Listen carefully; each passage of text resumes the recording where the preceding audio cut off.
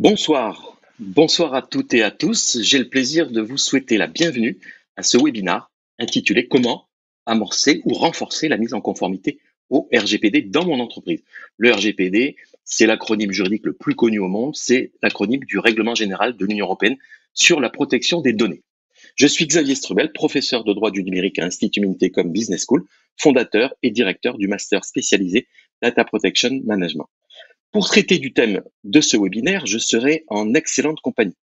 Je serai accompagné par Franck Simon, Clara Teillot et Thierry Dravny. Bonsoir à tous les trois. Bonsoir. Bonsoir.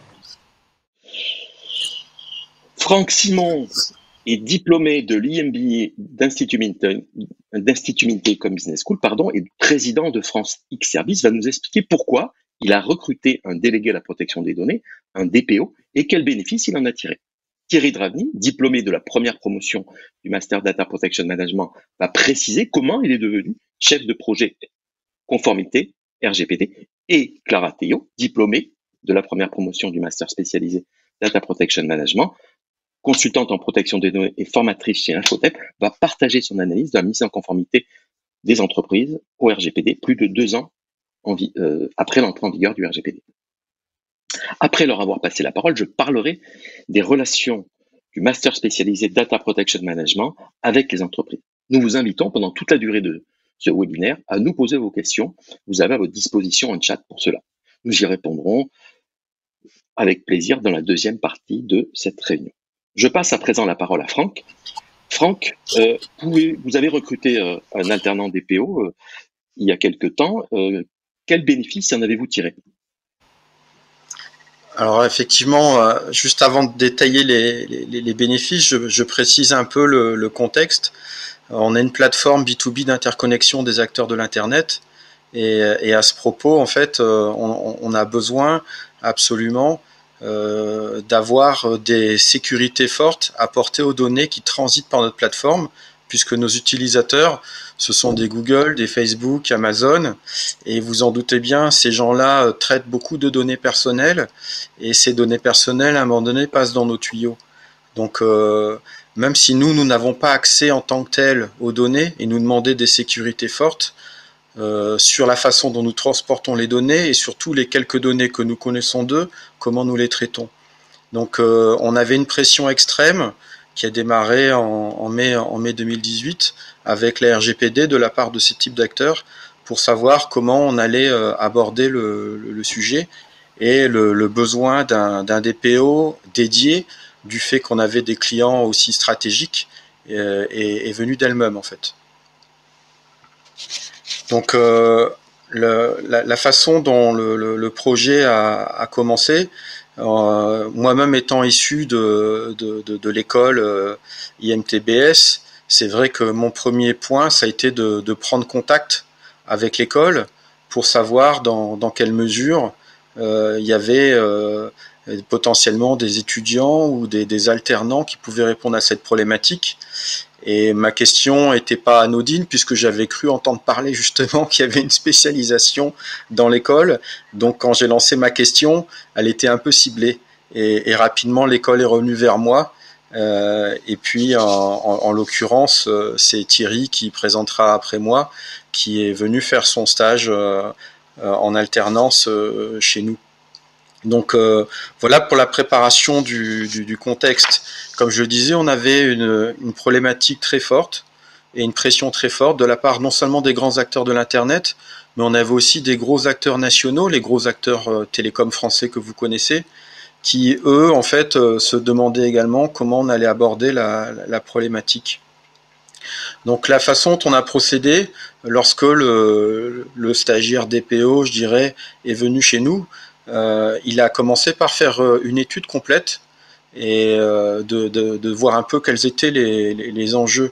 Donc il a fallu qu'il comprenne quels étaient les acteurs en fait qui étaient pris en compte et la diversité de nos clients.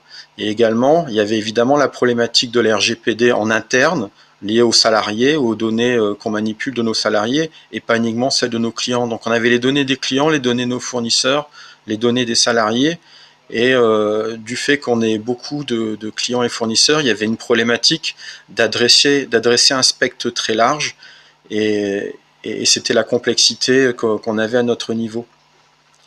Donc le travail du DPO, ça a été de faire un audit complet qui a pris plusieurs semaines.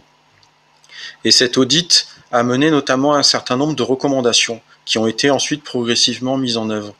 Et une des premières recommandations, ça a été de mettre en place ce qu'on appelle un registre des traitements, où en fait on va identifier dans la société tous les processus dans lesquels on manipule les données qui sont considérées comme des données personnelles. Et ce registre de traitement, je ne vous cache pas que s'il n'y avait pas un DPO pour le faire, on s'en serait jamais sorti. Et c'est un travail juste énorme. Et surtout, quand on est une entreprise comme la nôtre, même si on est conscient qu'on interconnecte des acteurs de l'Internet qui eux-mêmes manipulent des données et qui nous en partagent une partie, et ben en fait, on n'imagine pas la volumétrie que ça peut représenter. Et donc le registre des traitements a été progressivement mis en place sur les bases de la recommandation du DPO. Et aujourd'hui même, quelques années après le départ de Thierry en tant que stagiaire, non seulement on a consolidé le poste de DPO, mais on continue à mettre à jour ce fameux registre des traitements, puisqu'à chaque fois qu'on a des nouveaux processus en interne ou des nouveaux fournisseurs, on doit identifier quelles sont les données qu'on manipule et comment on les traite avec ses fournisseurs et comment on les partage. Donc tout ça, on l'a documenté sur notre site internet, toujours en suivant les recommandations. On a publié la politique que l'on appliquait vis-à-vis des données. Donc sur notre site internet, on a publié les types de données qu'on collecte et la façon dont, quel est le traitement qu'on fait derrière. Donc évidemment, ce n'est pas aussi détaillé que le registre de traitement qu'on a en interne, mais ça, on est tenu en fait de le communiquer pour que tout un chacun sache qu'est-ce qu'on collecte de lui et ce qu'on fait de ces données. Donc ça, c'est vraiment très important. Ça paraît bête, mais n'empêche que c'est un gros boulot. Également, une fois qu'on a identifié les types de données collectées et les traitements associés, il y a les droits individuels et les capacités à les exercer qui doivent être complètement traités. Donc, et ça, je dirais, c'est pas simple une fois de plus, dans la mesure où effectivement, on a eu des cas réels à traiter chez nous de gens pour lesquels on avait collecté des données. Tout simplement, un exemple qu'on a eu, nous, on a un conseil d'administration où en fait, vous-même, vous pouvez postuler à notre conseil d'administration. C'est nos clients, nos membres qui vous élisent. Et on avait publié des données en fait concernant les membres dans l'étape où ils postulaient. Et on n'avait pas retiré de notre site internet leur dossier de candidature une fois que c'était fini. Évidemment, ils nous l'ont mentionné et on s'est empressé de le faire. Et heureusement, parce qu'on avait justement activé les fonctionnalités qui permettaient de réagir au fait que si des données ne souhaitent plus être partagées, eh ben, on avait la capacité de le faire dans la foulée. Donc on a également aussi publié effectivement la durée de conservation des données en fonction de ce qu'on collecte. Et toutes les mentions RGPD sont désormais ajoutées à nos supports de communication. Et on a même créé en fait une adresse email spécifique qu'on a appelée Data Protection @francix.net et qui est utilisée aujourd'hui assez largement. Je ne vous cache pas qu'on reçoit régulièrement des mails là-dessus. Donc d'ailleurs, depuis le départ du stagiaire DPO, la fonction de DPO même, on l'a transférée vers notre responsable juridique, qui est le principal contact DPO, et moi-même, entre guillemets, je suis le suppléant en tant que dirigeant de la société. Donc toujours pour suivre les recommandations que Thierry avait pu nous faire lorsqu'il est passé chez nous, on a mis en place une charte informatique, puisque qu'on informe nous-mêmes nos clients ou nos fournisseurs de ce qu'on fait de leurs données, c'est bien, mais on a aussi des données personnelles de salariés à traiter, et les salariés ont eux-mêmes accès à des données de certains de nos clients ou fournisseurs dans le cadre de leur travail. Donc il faut aussi sensibiliser les salariés de la société, et pour cela on a mis en place une charte informatique que tout nouveau salarié est tenu de signer, et dans lesquelles en fait cette charte, ça contient en fait des clauses de confidentialité qui vont au-delà de ce qu'on trouve normalement dans un contrat de base où on trouve toujours la même chose dans les contrats de travail des gens. Et là, on a vraiment étendu ça à la RGPD. Également, comme c'est notre juriste qui a repris la fonctionnalité de DPO, elle s'est empressée d'adhérer à l'Association française des correspondants à la protection des données à caractère personnel, donc la FCDP.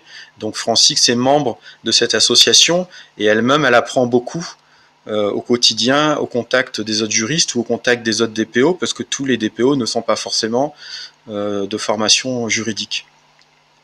On a également formalisé notre politique de sécurité. Donc j'ai mentionné la charte informatique, mais la charte informatique, c'est plus pour sensibiliser les salariés eux-mêmes quand ils sont confrontés à un traitement de données personnelles.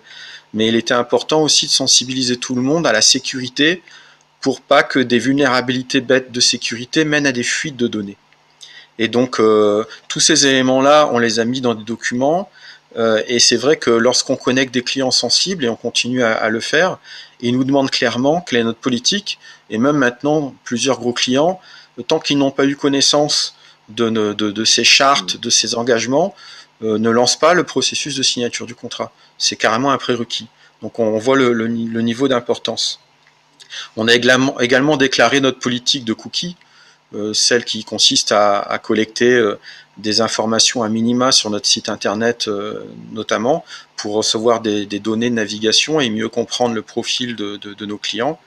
Et puis maintenant la RGPD, même si au départ c'était un peu un gros mot chez nous, tout le monde s'y est fait, on a été sensibilisé, et c'est vrai que moi-même je fais des réunions mensuelles avec ma juriste qui est la contact des PO, et on fait des points vraiment sérieux, réguliers tous les mois pour ces points-là. Vous pouvez passer au slide suivant, s'il vous plaît. Voilà. Et donc, en résumé, là, je suis passé rapidement sur le retour d'expérience qu'on a pu avoir et ce que le passage de l'alternant RGPD a eu pour impact. Donc, on a fidélisé et conforté le fait d'avoir une personne non pas dédiée à l'RGPD, mais en tout cas une personne qui dans ses tâches est dédiée au traitement de la RGPD. Donc pour l'alternant, là où ça a été décisif, c'est qu'il y a eu un très gros travail de préparation à la mise en place de la politique qui a été utile. Après, la durée de l'alternant n'était pas suffisante pour tout mettre en œuvre. Donc quand Thierry est arrivé, après son audit, il a dressé tout le plan d'action et qu'il a commencé à mettre en œuvre juste avant son départ et qui a été poursuivi par notre juriste qui est la contact RGPD. Donc on continue à avoir en fait un besoin évidemment de maintenir cette fonction RGPD et cette fonction DPO, je dirais. Et c'est pour ça que dans des structures plus grosses, c'est tout à fait compréhensible que non seulement il y a quelqu'un qui ait ça spécifiquement ces fonctions, mais qu'on y dédie carrément une personne. Et surtout, ce qui est important de retenir, c'est le partage des informations entre les DPO et le travail que le DPO a à faire, non seulement de sensibiliser le patron que je suis, mais aussi l'ensemble des collaborateurs et des salariés, et puis comme je l'ai déjà mentionné, l'ensemble de nos nouveaux partenaires ou fournisseurs, qu'ils sachent que c'est un point important pour nous et que s'ils veulent qu'on bosse ensemble, ils sont tenus de respecter la réglementation qui va bien, même si pour certains, en fonction des pays dans lesquels ils exercent par défaut, ce concept leur est encore un peu étranger où la réglementation est plus souple que celle de la réglementation européenne. Dans tous les cas, moi-même, en fait, qui ai eu beaucoup de mal à mettre ça en place au départ, parce que je trouvais ça lourd, sans l'aide de l'alternant, je vois pas comment on s'en serait sorti, et sans l'aide de l'alternant, j'aurais jamais eu l'idée, je dirais, de conforter la position de DPO, puisque les stagiaires ou autres passent dans les sociétés, et puis des fois, ils passent, et puis il se passe rien derrière, et là, typiquement, il y a eu une continuité qui a été assurée, et qui a été pérennisée. Merci beaucoup, Franck, de ce témoignage très instructif. Je ne doute pas que vous aurez des questions. Et je vais tout de suite passer la parole à Thierry. Thierry, nous sommes impatients de vous entendre pour savoir comment vous êtes devenu, après une carrière dans le marketing, chef de projet conformité RGPD. Et pourquoi vous avez, à votre tour, recruté un alternant DPO. Absolument. Alors, bonjour à tous. bonsoir plutôt. Ce que je vous propose peut-être d'afficher la première slide. Ce que je vous propose, c'est de faire une présentation en trois parties. Donc, rappeler rapidement effectivement mon parcours et pourquoi j'ai fait cette formation. Ensuite, vous expliquer dans les grandes lignes ce que recouvre aujourd'hui la fonction de chef de projet RGPD. Et puis, l'intérêt très pratique et très opérationnel, comme l'a expliqué Franck, d'avoir un alternant du Master Data Protection Management au sein des équipes qui gèrent la conformité RGPD. Alors, concernant le premier point, donc la slide suivante, donc moi j'ai effectivement une formation en gestion d'entreprise et puis ensuite une expérience professionnelle qui s'est déroulée essentiellement chez des prestataires de conseil et conduite de projets marketing client avec une très forte dominante sur des projets liés à la valorisation des données. C'est derrière ça des projets de base de données de prospection, des analyses diverses et variées, des projets liés aussi aux nouvelles technologies Big Data, alors qu'ils sont plus si nouvelles, mais qui il y a encore 5 ans n'est pas si répandu que ça. Et donc j'ai été confronté pendant toute cette expérience à de nombreuses questions. Évidemment, avant le RGPD, on avait déjà une réglementation, hein, et donc tout ça se faisait dans un cadre juridique. Et sur les aspects marketing client, j'ai été particulièrement confronté face à des clients pour qui je faisais les prestations, à des questions effectivement de conformité, ne serait-ce que sur les autorisations CNIL qu'il fallait avoir préalablement à la mise à disposition de données externes venant de prospects. Et puis il y avait ce point particulier aussi sur des gestions de campagne, sur la question de la gestion du consentement. Ça, effectivement, c'est un sujet auquel j'ai été particulièrement confronté. Et puis l'avènement du RGPD, après donc une vingtaine d'années d'expérience, m'a effectivement amené à m'intéresser pour, je dirais, me repositionner dans la suite de mon parcours professionnel. Et c'est ce qui m'a amené à candidater donc pour la première promotion du Master Data Protection Management. Et ça m'a permis vraiment d'acquérir des compétences plus globales sur l'appréhension de la donnée, et en tout cas des compétences qui aujourd'hui sont devenues absolument indispensables pour les entreprises qui veulent bien maîtriser les enjeux liés à la protection des données à caractère personnel.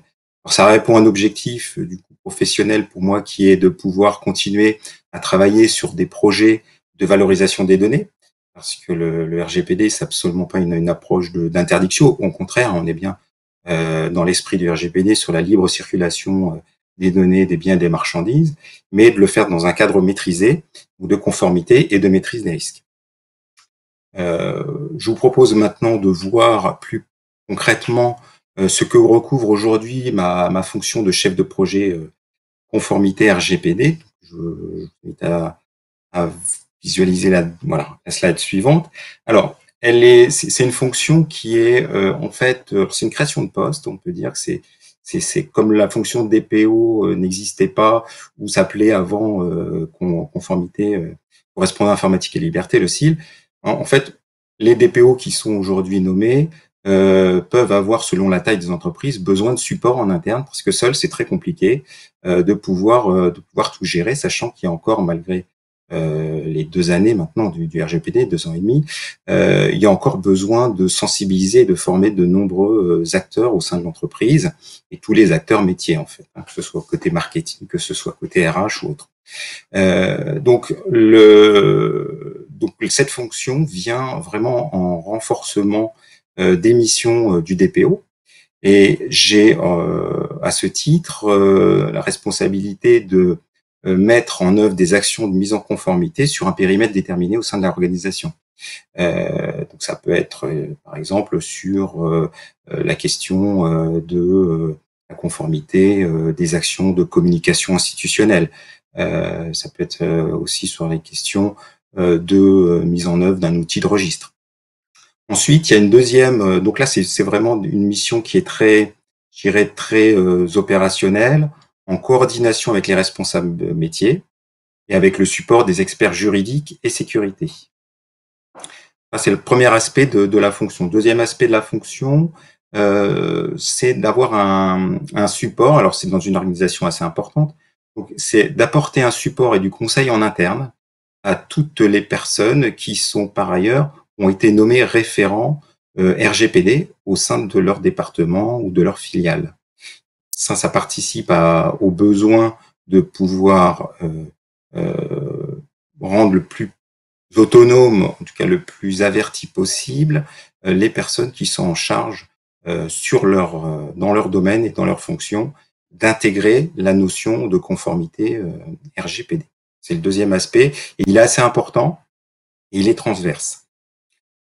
Autre aspect de la fonction qui rejoint ce que je viens de dire, c'est que il y a également des missions transverses spécifiques qui, là, justement, vont vraiment viser à permettre en interne à tous les acteurs concernés, tous les collaborateurs, de pouvoir être le plus autonome possible et d'intégrer vraiment dans leur fonction cette nécessité d'être conforme au règlement sur la protection des données, et ça dès la conception de nouveaux projets. Alors, il s'agit pour ça, en fait, de pouvoir mettre à disposition des outils d'aide à la mise en conformité. Alors, ça peut être des outils sous forme, par exemple, de checklist pour s'assurer qu'une politique d'information qui est mise à disposition des personnes soit bien conforme et en phase avec ce qui est réellement fait des données. Les projets évoluent souvent, donc il convient de pouvoir organiser cette veille et cette vigilance de façon à ce que la politique d'information qui est délivrée soit toujours la plus à jour. Ça peut être également, alors j'en parlais tout à l'heure, le fait de pouvoir implémenter un outil de registre de traitement. Alors dans sa version la plus simple et la plus rationnelle, où on utilise souvent un fichier Excel ou un fichier Word en s'appuyant sur le modèle proposé par la CNIL. Mais dans des organisations un petit peu plus complexes, où vous pouvez avoir aussi de la sous-traitance interne, des filiales qui travaillent pour d'autres, il devient important d'avoir un outil logiciel dédié. Ça peut faire partie aussi des missions transverses. Ça peut également intégrer un outil de gestion d'exercice des droits. Comme le disait Franck sur son périmètre tout à l'heure, il y a des demandes régulières qui arrivent sur les boîtes mail. Alors, quand le volume est je dirais limité, on arrive à peu près à le gérer. Quand ça devient un petit peu plus volumineux et que ça concerne différentes entités, différents sujets, que ce soit marketing ou ressources humaines, là, on est obligé de s'organiser de manière différente et de permettre l'exécution de ces exercices de droit en faisant également appel aux responsables métiers qui vont devoir appliquer dans les bases de données les demandes qui sont faites par les individus, que ce soit de l'opposition, que ce soit de l'accès, de la suppression de données, etc. Ça fait partie des types de projets qu'on peut mener. Et puis bon, globalement, la fonction telle que je la pratique aujourd'hui, c'est comme je le disais en introduction, vraiment une fonction de seconder le DPO dans ses principales missions et responsabilités. Donc j'interviens aussi avec le DPO pour faire évoluer des indicateurs en fonction de ce qui est demandé par la direction générale et en fonction aussi de l'évolution des projets, au sein de l'organisation. Ça recouvre aussi une partie préventive, justement sur la définition aussi des outils d'aide. Ça peut être des outils de e-learning pour accélérer, être un levier de sensibilisation et d'acculturation de l'ensemble des collaborateurs sur l'entreprise. Et ça peut avoir une dimension évidemment aussi curative, puisque quand vous avez un problème de violation de données à caractère personnel, il faut faire une notification dans les 72 heures à la CNIL, à partir du moment où vous avez connaissance de cette violation. Et puis, ça peut également porter sur des plaintes qui peuvent provenir, qui ont pu être adressées à la CNIL et qu'il faut traiter de manière très rigoureuse. Donc, voilà pour la fonction. Et maintenant, si vous voulez, je vous propose de passer sur la dernière slide qui concerne l'intérêt d'avoir un alternant du master. Donc, effectivement, il y a depuis quelques mois un alternant alors je ne me trompe pas, de la 3e promo du master qui nous a rejoint au sein de l'équipe, donc à mes côtés et aux côtés du DPO.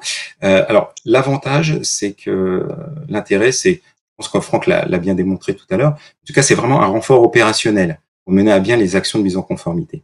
Ce qui est important de dire, c'est qu'en fait, au sein du master, vous allez finalement avoir affaire déjà à des spécialistes. C'est des personnes qui se spécialisent et qui donc connaissent les principales notions importantes du RGPD de façon à pouvoir être tout de suite vraiment opérationnel. Et de ce fait, l'alternant peut vous accompagner ça dépend de la taille de l'entreprise, mais en tout cas, il peut contribuer de manière très efficace à des projets clés que j'ai listés.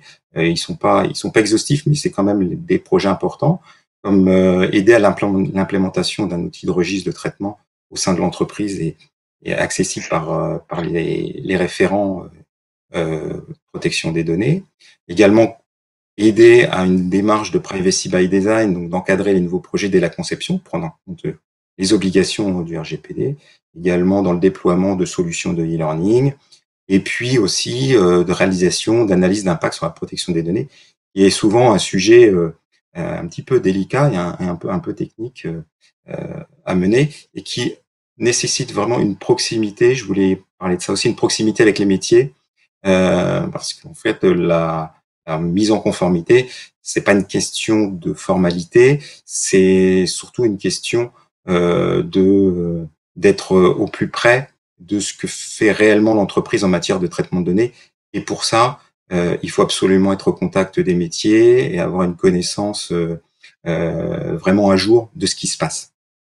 Enfin, je vais conclure en disant que le format proposé par le master DPM de 3 semaines en entreprise et 1 semaine en cours est vraiment très pratique pour pouvoir confier à un alternant des missions où il aura une forte autonomie, puisqu'il va pouvoir les suivre pendant 3 semaines.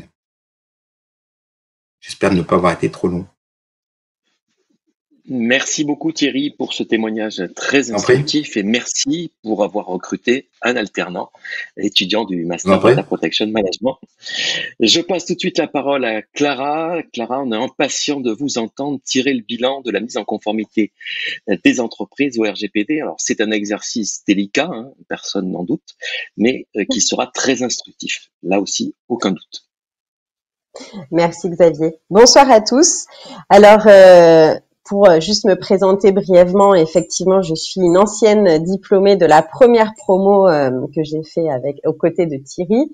Je suis actuellement consultante en protection des données et formatrice également auprès notamment de plusieurs ordres d'avocats de barreau français. J'ai fait mon alternance également au sein d'un grand groupe de transport et logistique et voilà, comme vous en avez fait part Thierry, j'étais chef de projet RGPD, donc je les ai aidés également à mettre en place une démarche de mise en conformité. Voilà. Si ça vous convient, je vais, comme l'a précisé Xavier, vous faire un bilan et voir aussi les perspectives de où en sont les entreprises pratiquement 3 ans après l'entrée en vigueur du RGPD, donc le 25 mai 2018. Pour commencer ce bilan, si on peut passer à la première slide, déjà une bonne nouvelle, c'est que ce bilan est plutôt positif puisque les entreprises ont parcouru un long chemin et on voit surtout depuis le début de l'année 2020 un net renforcement de leur maturité. Alors nous, dans nos missions, on voit effectivement une augmentation des demandes, que ça soit des demandes d'outillage, de logiciels de mise en conformité, par exemple qui permettent la tenue de registre ou la réalisation d'analyses d'impact, mais également des missions d'accompagnement à ces différents chantiers.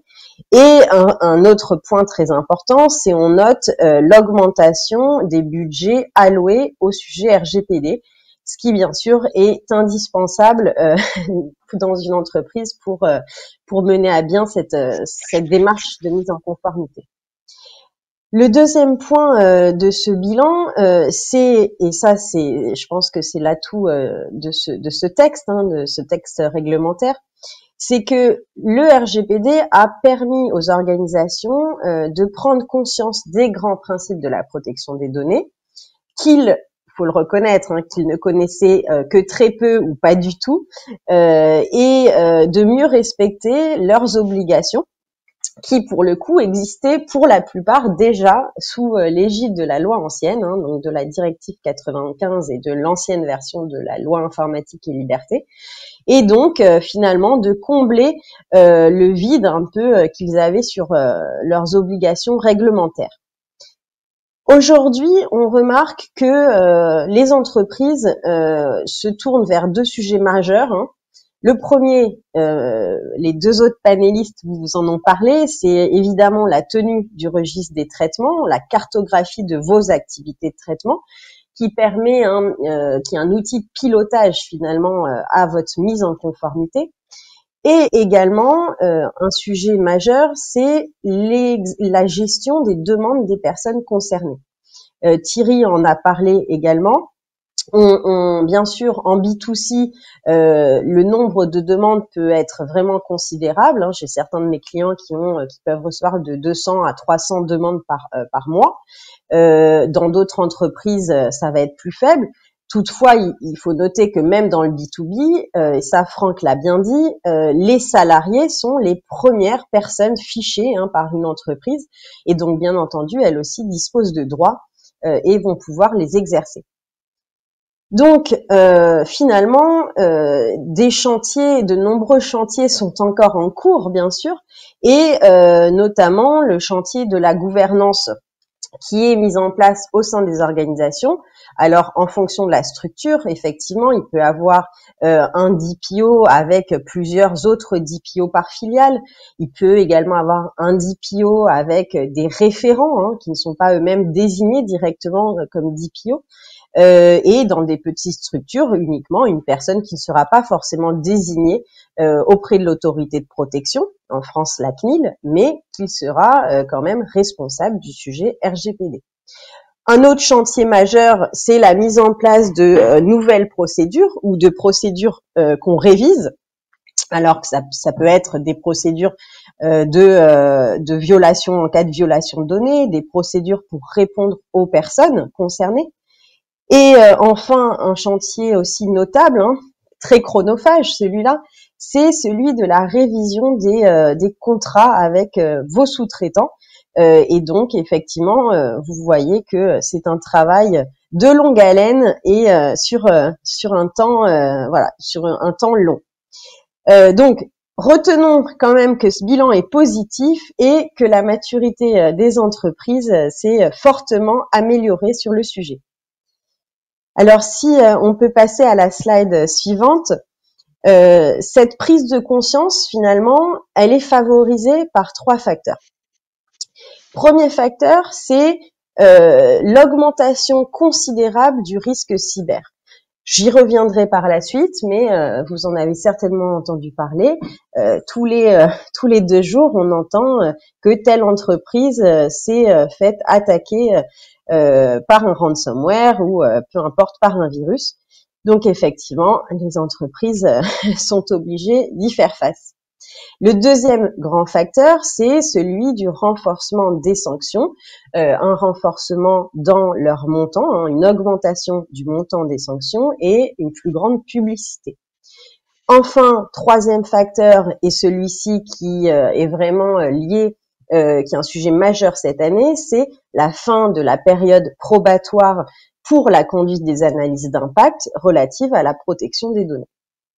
Alors, je vous propose de revenir sur le premier facteur, si on peut passer à la slide suivante, et donc faire un focus. Vous voyez, je vous ai fait une extraction de toutes les attaques informatiques là qu'il y a eu depuis le mois de mars. Évidemment, elles n'y sont pas toutes, mais vous voyez que finalement tous les secteurs sont touchés, que ça soit le secteur public, hein, des petites collectivités, des petites mairies, mais également des régions. Le tribunal de Paris aussi a été la cible, hein, d'une attaque informatique il y a quelques mois, mais également dans le secteur privé, comme des grands groupes.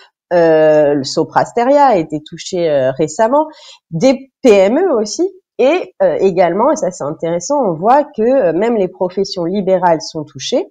Récemment, beaucoup d'avocats ont été touchés, des magistrats sur des dossiers sensibles. Donc, on voit que personne, malheureusement, est à l'abri de ces cyberattaques et que pour finalement contrer ce risque cyber, qui est la violation de données, c'est-à-dire on va la technique du ransomware, par exemple, on va venir crypter vos données sur vos systèmes d'information et si vous ne payez pas la rançon, souvent en bitcoins, et je vous laisse aller voir le cours du bitcoin qui est plutôt élevé, vous perdrez bien évidemment vos données. Sauf si vous avez mis en place des mesures techniques et organisationnelles appropriées pour garantir un niveau de sécurité adapté au risque. Alors, évidemment, il existe une panoplie de mesures de protection des données à caractère personnel. Elles peuvent être de nature juridique, organisationnelle, de sécurité logique et physique. Par exemple, pour être très concret, ça peut être la mise en place de procédures, je vous en parlais précédemment, une mise en place de procédures en cas de violation de données, procédures pour répondre aux personnes concernées. Ça peut être des mesures, par exemple, d'archivage, de chiffrement, des sauvegardes, mettre en place aussi des contrôles d'accès physique au bâtiment, ou encore, bien entendu, la lutte contre les codes malveillants, avec l'installation d'antivirus sur vos serveurs, sur vos systèmes d'information.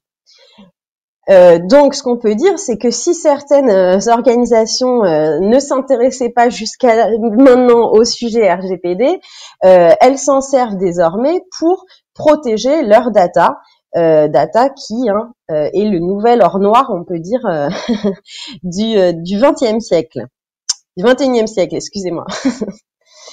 Alors, deuxième facteur, si on peut passer à la slide suivante, c'est celui du renforcement des sanctions.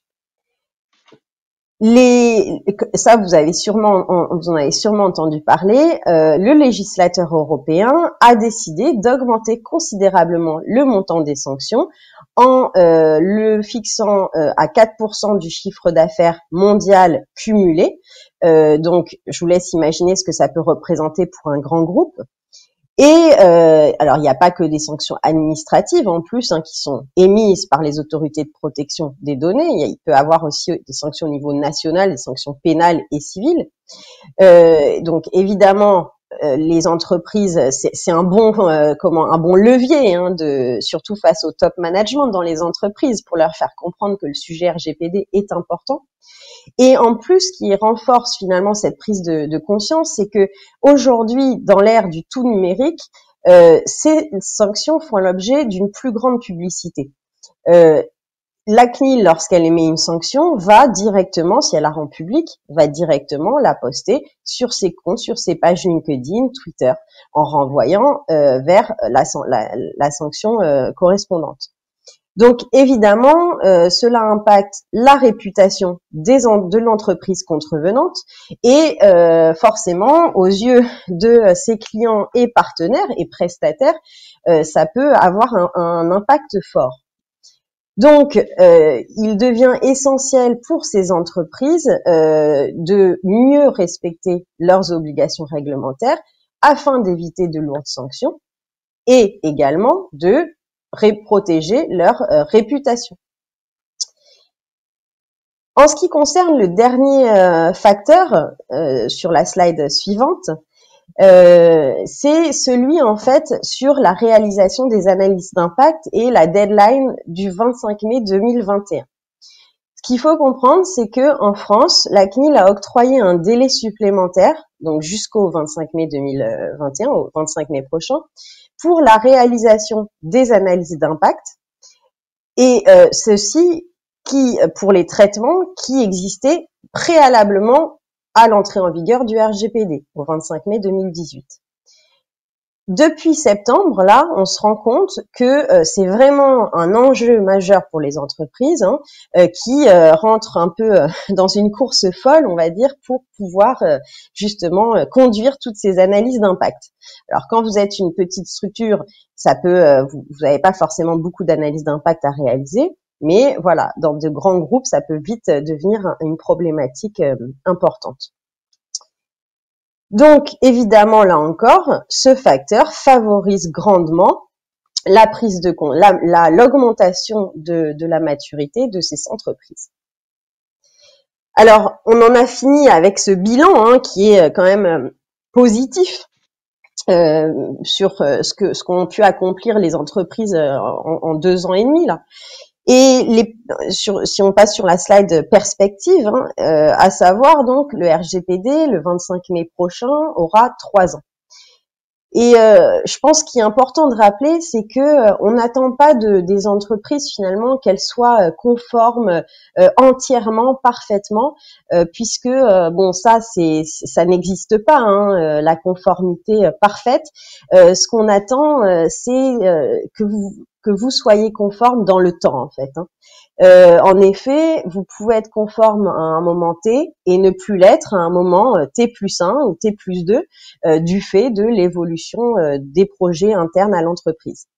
Donc, ce qui compte, c'est d'implémenter une démarche de mise en conformité continue. Pour ça, évidemment, je ne peux que vous encourager à recruter des alternants du Master Data Protection Management, mais également, bien sûr, des anciens diplômés, pour vous aider justement à implémenter cette démarche. Et ce qu'on peut dire, c'est que les organisations vont encore avoir besoin de fournir des efforts pour répondre à l'ensemble des dispositions, des attendus réglementaires qui sont, il faut l'avouer, nombreux et complexes. Et donc forcément, ça va prendre encore un peu de temps, plusieurs années, selon moi, pour que ce sujet RGPD, ce sujet de la protection des données, soit pleinement intégré par l'ensemble des organisations. Donc, pour conclure ces perspectives, l'implémentation d'une démarche de mise en conformité continue implique forcément de modifier les habitudes de travail au sein de vos organisations. Et pour ce faire, évidemment, ça passe par la conduite du changement. Comme le disait Thierry, c'est pas uniquement une des formalités, la conformité. Et donc, voilà, ça passe par la sensibilisation, la formation, l'information de tous vos collaborateurs et clients et prestataires également. Voilà pour ce bilan et perspective. Merci beaucoup, Clara, de ce bilan très instructif. Merci à Franck et à Simon pour vos contributions riches de sens. On aura des questions tout à l'heure. Je vais maintenant vous parler rapidement des apports du Master Data Protection Management dans les entreprises. Le Master Data Protection Management est un programme de formation conçu pour répondre aux besoins du marché du travail et des entreprises. Nous avons déjà et nous souhaitons vivement continuer à nouer des relations privilégiées avec les entreprises qui sont confrontées, on l'a entendu avec Clara, on l'a entendu avec Thierry, on l'a entendu avec Franck Simon, aux enjeux du management de la protection des données et de la mise en conformité au RGPD. Alors je vais vous expliquer pourquoi et comment le Master Data Protection Management fonctionne avec et pour les entreprises. Je parlerai ensuite d'un dispositif du Master, un dispositif qui est original, que nous appelons la clinique du délégué à la protection des données. Ce dispositif, on verra, permet de se mettre en conformité au RGPD. Le Master Data Protection Management est un programme d'enseignement de haut niveau. Cette formation triplement accréditée par la CSB, l'AMBA et la Conférence des grandes écoles, a été ouverte en février 2018, quelques mois avant l'entrée en vigueur du RGPD. Le Master Data Protection Management est une formation diplômante. Le diplôme délivré par Institut Mines-Télécom Business School est un master spécialisé qui se situe à un niveau Bac+6. Ce diplôme confère également un titre RNCP de niveau 7 en management de l'innovation. Le programme du master comprend 420 heures de cours étalées sur 11 semaines. Ce programme du master est organisé en 2 semestres, dont un entièrement centré sur le métier de délégué à la protection des données. Les étudiants, pour obtenir leur diplôme, doivent valider tous les modules du programme, rédiger et soutenir une thèse professionnelle. Le Master Data Protection Management, a besoin des entreprises. Alors, au sens large, nous visons toutes les organisations. Pourquoi nous avons besoin de vous? Parce que la formation implique pour nos étudiants l'obligation d'effectuer une alternance dans une entreprise, dans une association, dans une collectivité publique, leur permettant donc à nos étudiants de pratiquer régulièrement ce qu'ils apprennent en cours durant toute l'année. Le rythme de cette alternance est de 3 semaines en entreprise pour 1 semaine de cours dans les locaux d'Institut Mines-Télécom Business School à Paris. Plusieurs contrats d'alternance sont possibles, contrats d'apprentissage, contrats de professionnalisation par exemple. Quelles sont les missions que nos étudiants effectuent? Je vais citer par exemple, et vous avez eu le témoignage de Thierry tout à l'heure, et de Franck aussi, assister un délégué à la protection des données dans la gestion au quotidien de la conformité au RGPD. Nos étudiants peuvent être également juristes conseils en protection des données. Certains sont consultants en cybersécurité. Pour rester proche des besoins des entreprises et du marché du travail, ce qui est notre ambition et notre mission, le Master Data Protection Management dispose d'un comité de pilotage, un COPIL. Quelle est sa composition? Le comité de pilotage du Master Data Protection Management comprend des experts, consultants en cybersécurité, en protection des données. Il comprend également des Chief Data Officers. Il comprend aussi des DPO expérimentés de grandes entreprises. Vous les voyez sur la diapositive. Nous avons aussi dans notre comité de pilotage des représentants du monde académique et de la recherche. Quelles sont les missions de ce comité de pilotage? Vous le voyez, les missions de ce comité sont notamment d'assurer l'adéquation du master, de la formation, aux besoins des entreprises qui, par essence et par destination, sont évolutifs. De décrire les métiers visés par la formation et des compétences attendues des participants en fin de cursus. D'émettre des recommandations sur les méthodes et les outils sur lesquels la formation peut s'appuyer. Je vais à présent faire un focus sur un dispositif pédagogique du Master Data Protection Management, un dispositif original. Ce dispositif, nous l'avons intitulé par analogie, alors d'aucuns parleraient de mimétisme pédagogique, avec les études de santé, la clinique du délégué à la protection de données. Il s'agit d'un dispositif d'aide à la mise en conformité au RGPD pour les entreprises. Pourquoi un tel dispositif? Pourquoi une clinique du délégué à la protection des données? Que constate-t-on depuis l'entrée en vigueur du RGPD? Clara vous en a parlé. Les entreprises dépensent des dizaines de millions pour se conformer au RGPD. Plus de 90% d'entre elles présentent des carences techniques qui les rendent vulnérables et potentiellement non conformes. Ce n'est pas Xavier Strubel qui le dit, c'est une étude récente. Elle date d'avril 2020, menée par la société Tanium auprès de 750 décideurs informatiques. Il en découle que le besoin d'informations d'explicitation juridique, technique, organisationnelle concernant la mise en conformité au RGPD de nombreuses entreprises perdure plus de 2 ans après l'entrée en vigueur de ce RGPD. Quels sont les objectifs de la clinique du DPO? La clinique du délégué à la protection des données poursuit 2 objectifs qui sont corrélés. Le premier est de permettre à nos étudiants d'assimiler le programme du master tout en le pratiquant à partir de véritables cas posés directement par les organisations qui viennent nous visiter. Le deuxième objectif est de permettre aux organisations confrontées à des questions de mise en conformité, notamment au droit des données personnelles, d'avoir un éclairage sur leur situation. La clinique s'adresse prioritairement aux petites et moyennes structures qui n'ont pas nécessairement désigné un DPO. Les PME, les startups, certains professionnels libéraux. Nous recevons aussi des experts, des DPO en exercice, qui souhaitent échanger avec nos étudiants sur des cas concrets de gestion des données personnelles. Comment fonctionne cette clinique du délégué à la protection des données? Les principes de fonctionnement, vous le voyez, sont simples. Les organisations prennent contact avec nous.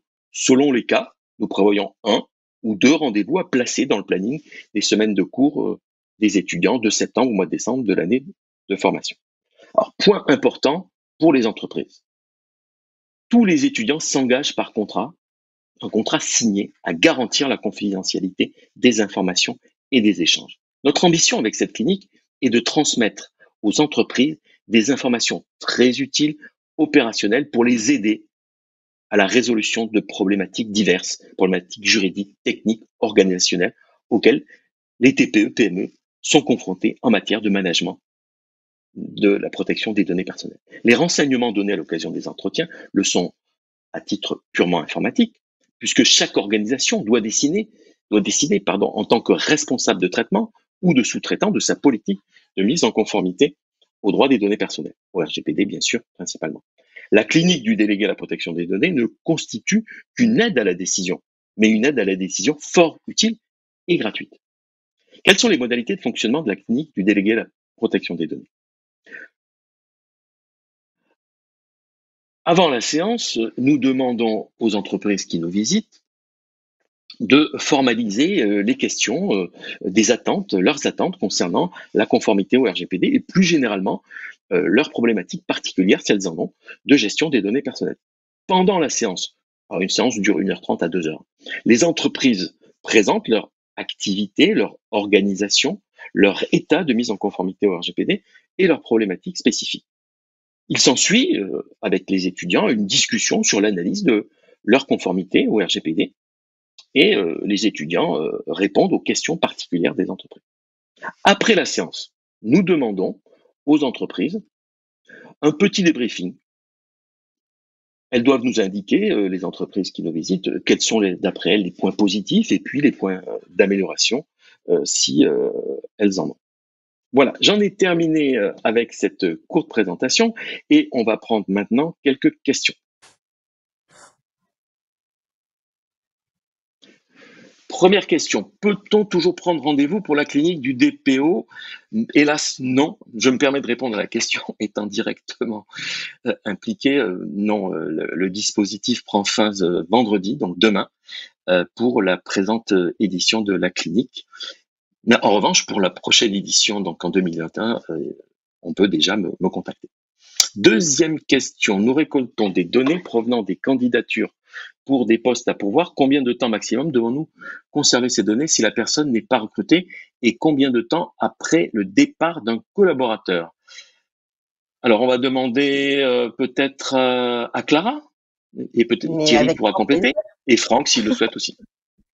Oui, d'autant plus que je pense que les durées de conservation, c'est un sujet qui a trait aussi à notre sensibilité propre à chacun.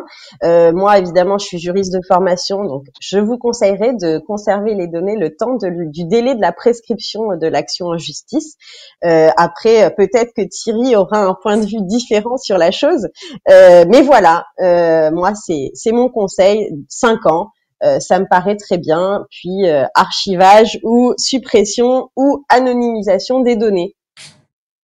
Merci Clara. Thierry, alors, vous voulez ajouter quelque chose? Oui, alors moi je suis pas juriste en droit social, loin de là. En revanche, je crois que concernant les candidats qui n'auraient pas été retenus, je crois que la pratique c'est 2 ans, avec évidemment possibilité pour le candidat de demander la suppression à tout moment.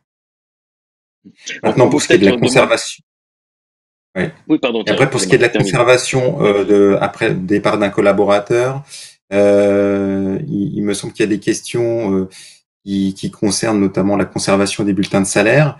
Alors, je ne sais pas exactement, j'ai en tête la durée, mais ça peut la base légale en fait qui pourrait s'appliquer et qui pourrait aussi justifier le temps de conservation. Dans certains cas, peut-être l'intérêt légitime. Alors, pas du responsable du traitement, c'est là où c'est un peu particulier, mais plutôt de la personne qui voudrait ensuite faire appel à l'entreprise pour reconstituer sa carrière. Voilà. La bonne pratique consisterait au moment du départ du collaborateur à lui demander son consentement de conservation. Moi, j'aimerais avoir l'éclairage, peut-être, si vous permettez, Clara, de Franck, puisque nous avons un dirigeant d'entreprise qui peut nous éclairer sur ce sujet-là. Si les données on différencie les données, en fait, les quelques données qu'on a pu collecter de candidats, des données des salariés, parce que elles sont pas traitées de la même façon. Donc c'est vrai qu'avant les RGPD, quand on recevait des données de candidats potentiels, on avait tendance à garder ad vitam aeternam les CV, les données, en disant si un jour on ouvre un poste qui peut matcher, on va ressortir les CV qu'on a sous le coude. On a totalement arrêté de faire ça en fait. Aujourd'hui, quand on a des CV qui arrivent, à partir du moment où le processus de recrutement est terminé, on détruit la totalité des données. Pourquoi on fait ça? Non pas qu'on veut oublier les candidats qui ont postulé, mais parce qu'on a considéré que c'était beaucoup plus simple à gérer que de se rappeler que 2 ans plus tard, il y avait eu effectivement un candidat, tout le monde a oublié, et on a tous oublié de noter qu'il fallait supprimer ces données-là parce que le candidat l'a pas demandé. Donc du coup, on trouve beaucoup plus utile en fait de regarder la contrainte opérationnelle, et donc on match, je dirais, la contrainte RGPD en regardant quel est le niveau de difficulté opérationnelle. Et donc on a géré à la simplicité. En ce qui concerne les salariés, effectivement, on se tient à la réglementation. Après là, on parlait des bulletins de salaire ou autre. Nous, ce qu'on a mis en place, on a mis des coffres-forts numériques personnalisés pour tous les salariés. Et donc, chaque salarié qui rentre chez nous, il a un coffre-fort à vie qu'on lui ouvre. Et c'est lui qui est titulaire de son coffre. Et c'est que notre cabinet comptable qui va aller déposer les bulletins de salaire dans le coffre-fort personnel de la personne. Et donc, le coffre-fort, il est associé à l'adresse email perso. Ce qui fait que quand la personne quitte la société, le coffre-fort étant rattaché à son compte email perso, la personne part avec son coffre-fort. Donc, elle n'a pas la problématique de demander à la société des données, elle part avec ses données. Merci beaucoup, Franck.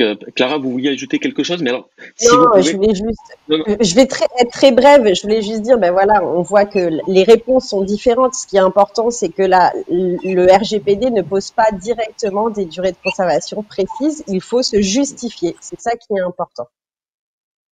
Merci, précision importante. Question suivante. Quelles sont les sanctions prévues par le règlement? Vaste question. Clara a un petit peu abordé le sujet. Je vous repasse la parole, Clara, puis si Thierry et Franck veulent compléter, avec plaisir. Ça marche. On va pas pouvoir tout traiter, évidemment, parce que... Non, je vais être brève encore une fois. Il y a 3 types de sanctions, hein, je le redis, administratives, émises par les autorités de protection, jusqu'à 20 millions d'euros ou 4% du chiffre d'affaires mondial consolidé annuel. D'autres sanctions, hein, d'ailleurs, des mises en demeure, arrêter le traitement de données qu'on est en train de faire. En France, et là, donc forcément, c'est des sanctions nationales. Sur le plan pénal, article 226-16 et suivant du code pénal, jusqu'à 5 ans d'emprisonnement et 1 500 000 € d'amende pour les entreprises contrevenantes. Et enfin, sur un plan civil, on aura tout passé en revue, sur le plan de la responsabilité civile délictuelle ou contractuelle, et bien sûr, vous pouvez réclamer aussi des dommages et intérêts. Et en plus, il y a les actions de groupe depuis peu intentées par des associations qui ont intérêt à agir. Voilà. Merci beaucoup pour cette réponse complète. Est-ce qu'il y a une autre question? Avons-nous l'obligation de demander un numéro d'activité auprès de la CNIL dans le cadre de la collecte des données grâce à notre site internet? Thierry, vous voulez répondre à la question? Oui. Alors, j'ai une mauvaise connexion, là, je suis complètement en décalage, l'image est figée, donc je suis désolé. Vous m'entendez bien ou mais pas? est-ce que vous avez bien vu la question? On peut réafficher d'ailleurs la question pour Thierry. Pas du tout. Avons-nous l'obligation, en tant qu'entreprise, de demander un numéro d'activité auprès de la CNIL dans le cadre de la collecte des données depuis un site internet? Alors, Thierry. Alors, numéro d'activité, là je sèche. Je vois pas. Alors, Clara. Ouais, là je. Clara. Alors, c'est ça être juriste. Si j'ai bien compris la question, on nous demande en gros si on est obligé de déclarer un traitement, une collecte de données via un site internet. Oui, non, aujourd'hui, voilà, aujourd'hui vous n'avez pas à déclarer quoi que ce soit auprès de la CNIL. On est passé en fait d'un contrôle a priori avant avec des déclarations, Thierry en parlait, avec des déclarations préalables auprès de l'autorité à un contrôle a posteriori. Donc c'est le principe d'accountability. Il faut documenter sa conformité. Voilà. Donc uniquement par contre sur votre site internet, n'oubliez pas de mettre des mentions légales, ça c'est obligatoire, et une politique de protection des données, c'est une bonne pratique. Merci beaucoup. Peut-être que Franck peut compléter? Ah, on n'entend pas Franck. Franck voulait Pour compléter, je pense. Oui, pour compléter la réponse, justement, nous-mêmes, on a publié tous les documents mentionnés sur le site internet. Et surtout, effectivement, même si on est conscient que on n'a pas à se justifier au quotidien vis-à-vis de la CNIL, rien n'empêche la CNIL un jour de débarquer, de faire un contrôle, et là, il va falloir sortir tous les documents, quoi. Donc, outre ceux qu'on publie sur le site internet. Donc, c'est pour ça que je disais que le registre des traitements, qui pour nous est vraiment la pièce clé, et qu'on met à jour quasiment de manière mensuelle. Il y a toujours des évolutions, des nouveaux process, et c'est vraiment un document clé. C'est contraignant de le mettre en place, mais une fois qu'on l'a mis en place, la mise à jour est quand même vachement facilitée. Tout à fait, vous avez entièrement raison. Encore une question. Quand est-ce que la conformité RGPD est susceptible d'être évaluée? Les contrôles de la CNIL se font-ils à l'improviste chaque année? Hélas, oui. La CNIL ne prévient pas. Clara, Et à Thierry, distance. Franck. Et à distance, il peut y avoir des contrôles sur place, à distance. Oui, ça peut être à distance. Oui. Donc, notamment, oui, ce qui est important de souligner, c'est que ça nécessite pour l'organisation. Oui, bien sûr. Oui, ce que je voulais dire, je ne sais pas si vous m'entendez, je pense que c'est important pour une organisation de se préparer à un contrôle juste. Voilà, très bien. Donc, effectivement, à l'improviste, oui, ils ont, je crois, ils ont la possibilité, enfin, et en général, ils vous préviennent au moins la veille. Voilà. Alors, c'est vrai qu'il faut avoir quand même préparé une petite procédure pour pouvoir recevoir effectivement les contrôleurs de la CNIL. En général, il y a un informaticien et un juriste. Exactement, donc Thierry a dit quelque chose de très juste, c'est qu'il vaut mieux avoir préparé une petite procédure. La machine à café doit être prête aussi, on ne sait jamais, ça peut aider en cas de contrôle. Voilà. Dans la salle des contrôleurs. Clara, est-ce que vous voulez ajouter quelque chose peut-être sur cette question? Oui, non, juste, j'allais dire, ils vous préviennent effectivement, sauf dans le cas d'un contrôle à distance où là, c'est pour ça que le site internet, j'y reviens, hein, je mets l'accent sur ça, mais est très important parce que c'est c'est votre visibilité, la visibilité de votre entreprise, et donc voilà, revoyez vos mentions légales et vos protections, vos politiques de protection des données, et puis mettez les contrôleurs s'ils viennent au sein de votre entreprise dans une petite salle avec une machine à café, comme l'a dit Xavier. Ça peut aider, ça peut aider. Combien de temps pour former un DPO? Alors là, je vais me permettre de répondre à la question puisque j'ai une petite expérience sur le sujet. Et puis Clara, Thierry et Franck, en tant que chef d'entreprise ayant recruté un alternant, pourront compléter rapidement. Les formations courtes ne permettent pas de former un bon DPO. Il ne suffit pas d'avoir suivi une formation à distance, ce qu'on appelle un MOOC, pour avoir un bon DPO. Pour avoir un bon DPO, il faut vraiment avoir suivi une formation longue. D'ailleurs, c'est ce que préconise l'Association française des correspondants à la protection des données. Une formation longue, c'est une formation de 6 mois à 1 an, comme celle que nous proposons à l'Institut Mines-Télécom Business School. Clara, Thierry, vous voulez compléter? Bien sûr. Oui, moi je voulais dire avec surtout de la pratique aussi.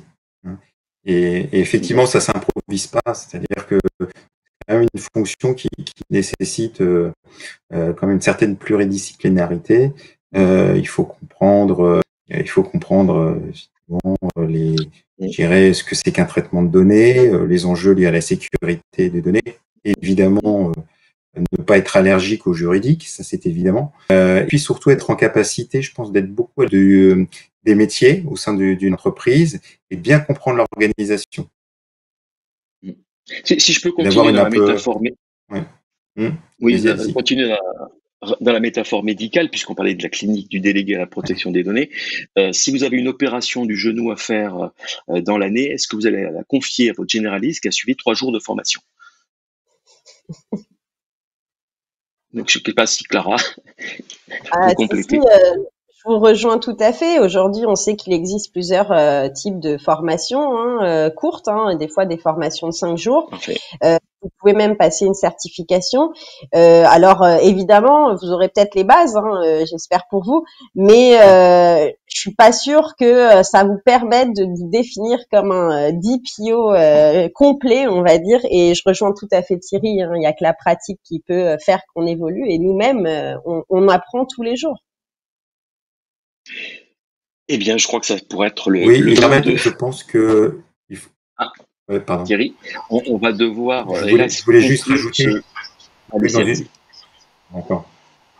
Non, Non, je si voulais c'est court, juste rajouter qu'en fait, la conformité pas en fait au fait d'avoir un DPO.